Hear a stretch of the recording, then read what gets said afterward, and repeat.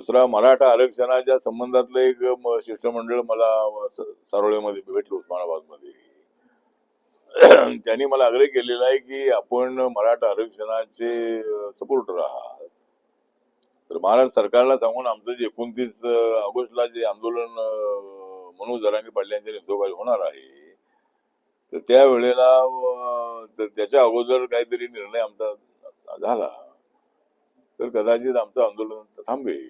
त्यामुळे आम्हाला काय मुंबईला येण्याची हौस नाही, पण आमची मागणी मान्य करावी. त्यांना मी सांगितलंय की 10% आरक्षण राज्य सरकारने दिलेलं आहे, त्याचं इम्प्लिमेंटेशन ऑलरेडी सुरू आहे. मुलांना शिक्षणामध्ये आणि नोकऱ्यामध्ये राज्याच्या 10% आरक्षण मराठा समाजाला मिळत आहे.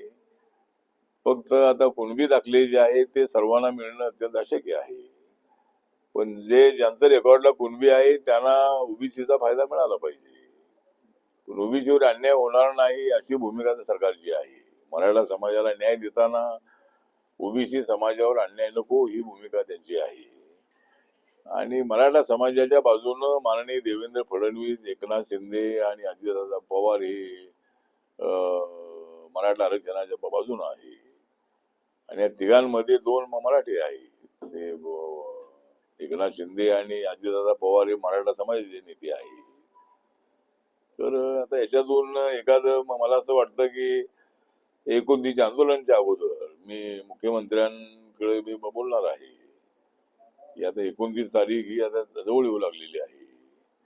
त्याच्या अगोदर जर त्या काही नेत्यांची त्यांची बैठक झाली, त्याच्यामध्ये त्यांचं काय म्हणणं आहे त्याची चर्चा झाली आणि जर काय त्याच्यावर मार्ग निघत असेल तर एखादी बैठक बोलवावी अशी एक माझी सूचना आहे 29च्या अगोदर.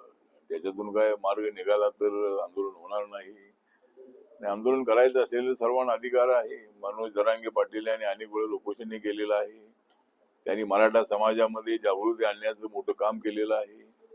अनेक मराठा नेत्यांनी मराठा आरक्षणाची भूमिका घेतली होती, पण मराठा समाजाला खडबडून जागं करण्याचं जे काम आहे ते मनोज जरांगे पाटील यांच्या नेतृत्वाखाली झालेलं आहे. त्यामुळं मला असं वाटतं की काहीतरी मार्ग याच्यात